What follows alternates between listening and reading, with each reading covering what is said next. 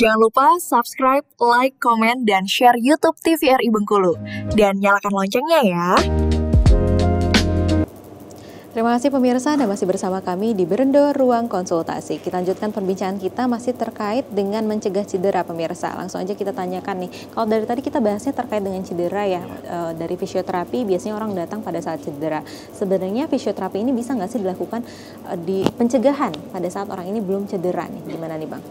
Jadi gini ya, jadi kita harus garis bawahi di mana peran fisioterapi sebenarnya bukan hanya waktu penanganan cedera aja ya. Jadi peran fisioterapi itu ada 3. Pertama promotif. Promotif itu di mana kita mempromosikan fisioterapi sebenarnya sih bisa masuk di mana saja sih. Di mana kita bisa masuk di dunia olahraga, di dunia kesehari-hari ya. Terus yang kedua bisa sebagai preventif atau pencegahan sebelum cedera.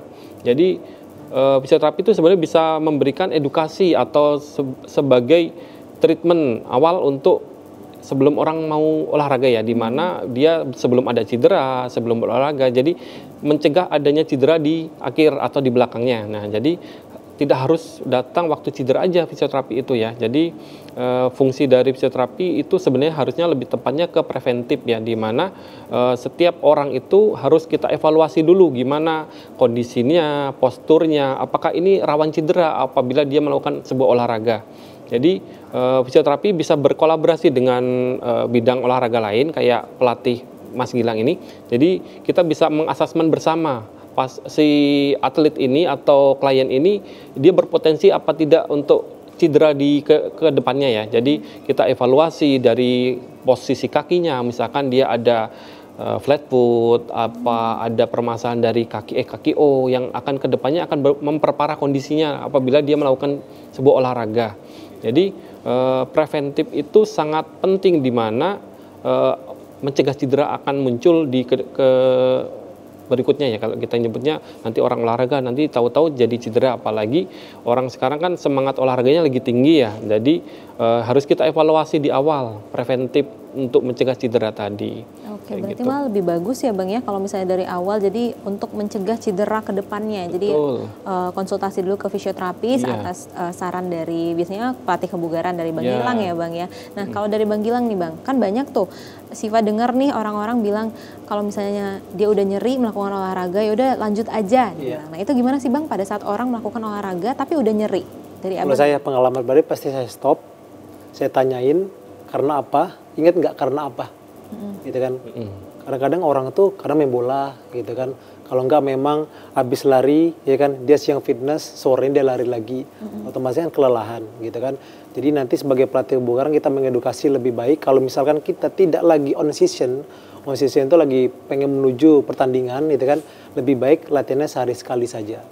Gitu kan. Tapi kalau misal lagi kebalik, kalau lagi off season sehari sekali saja, tapi on season boleh kita kasih sehari 2 kali dengan dosis sesuai kebutuhan si atlet tersebut.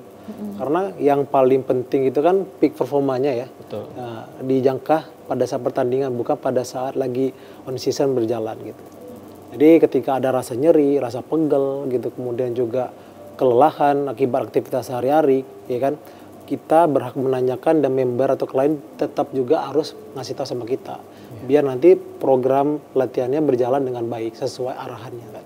Oke, tentunya di bawah pengawasan profesional tadi ya Bang, dan disesuaikan dengan kliennya. Nah, kalau misalnya orang tersebut misalnya awam nih Bang, kayak Syifa nih baru mau mulai olahraga ya. Kalau misalnya sebelum olahraga biasanya dilakukan stretching terlebih dahulu atau pemanasan. Sebenarnya seberapa penting sih stretching untuk mencegah nantinya cedera atau nyeri-nyeri setelah olahraga Bang? Sebenarnya kalau stretching itu adalah kunci dari awal sebelum memulai olahraga. Nah, stretching itu biar kondisi tubuh kita siap untuk melakukan olahraga. Dan juga stretching yang terbaik itulah stretching yang kita lakukan pada saat kita latihan. Contoh, hari ini kita mau lari, otomatis lower body ke bawah harus kita latihan lebih banyak stretchingnya dibanding upper body. Ya. Kalau kita mau latihan beban, kita harus stretchingnya full body. Itu baik dinamis, ya kan, statis. Kemudian harus kita gerakin seluas-luas mungkin gitu. Kadang-kadang orang itu memutar bahunya aja tidak bisa, limitasi gitu. Karena apa? Ya itu balik lagi ke obrolan awal tadi, ada assessment di sana. Itu karena apanya? Misalkan kebayang ada disc lock gitu kan, atau enggak memang dia pernah patah, kan limitasi kan nggak bisa muter gitu. Karena ada flexion ya kan, ada circumduction kami itu bahasanya gitu. Jadi memang harus dilihat gitu. Terus juga setelah latihan kita harus nurunin suhu tubuh kita biar kembali seperti awal. Oke, cooling down. Cooling down, itu betul. untuk kalau cooling down sama pentingnya nggak sama kayak pemanasan, Bang? Sebenarnya nggak terlalu penting, tapi lebih bagus dilakukan karena biar ototnya lemes lagi, rileks lagi, kemudian juga biar suhu tubuhnya sih yang paling penting harus turun, heart rate-nya biar kembali seperti kita sebelum olahraga. Karena terkadang kalau misalkan heart rate kita masih tinggi gitu ya, kita suka grogi, suka sesak napas, kemudian karena juga masih kebanyakan energi tadi kan, kemudian juga susah tidur, itu efeknya ke sana. Apalagi olahraga malam itu sangat tidak dianjurkan. Oh, malam nggak dianjurkan ya? Karena kalau misalkan udah lebih dari jam 9 ke atas, olahraga kita lagi high intensity, namanya kan, heart rate kita tuh lagi naik-naiknya. Setelahnya gitu loh, setelah latihan. Makanya orang tuh suka tidur jam 1, jam 2, karena olahraga malam itu. Karena tubuh kita ini kan pinter ya. Jadi dia ngerti lah kapan waktunya istirahat, kapan waktunya kita harus latihan. Saya pun sering mengedukasi atau ke member-member baru kalau mau latihan batasnya jam 8. Jam 8 malam? Ya, jam 8 malam. Kalaupun itu mau, mungkin dari saya sendiri saya nggak akan terima gitu. Karena ya ada alasan-alasan yang saya sampaikan gitu. Oke, berarti kalau dari Abang nih, pendapat Abang, banyak nih orang-orang yang berolahraga kayak futsal, biasanya futsal atau badminton, olahraga malam baru mulai jam 9. Biasanya orang-orang kantor ya, Bang? Ya, itu gimana tuh, Bang, pendapat? Ya sebenarnya ya itu harus mengerti akan kondisi ya. Juga pentingnya sosok pendamping seperti coach itu mengedukasi ya di sana gitu. Makanya ketika kita melakukan sesuatu, kita ingat dulu nih tujuannya buat apa sih gitu. Apakah sehat, bugar, kompetitif, karena 3 level itu berbeda. Sehat belum tentu bugar.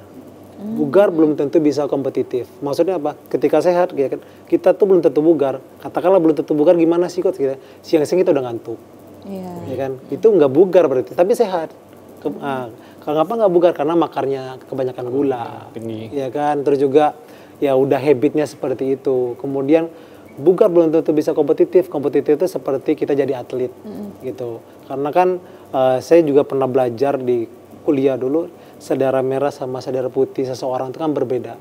Gitu. Ada yang bisa memang pure udah jadi habitnya jadi seorang atlet. Jadi emang harus ngerti dulu sih akan tujuan gitu. Basicnya. Ya. Basicnya ya, Bang ya. Nah, kalau dari kayak Syifa nih, umur Gen Z ya, Bang ya, biasanya masih FOMO nih, Bang. Kalau lari ikutan mau lari ya. Sebenarnya itu ada perbedaan nggak? Apa aja sih olahraga yang biasanya dianjurkan pada umur-umur segitu? Tapi nanti ya, Bang, dijawabnya setelah ikan berikut ini. Tetap bersama kami pemirsa di Berendo Ruang Konsultasi.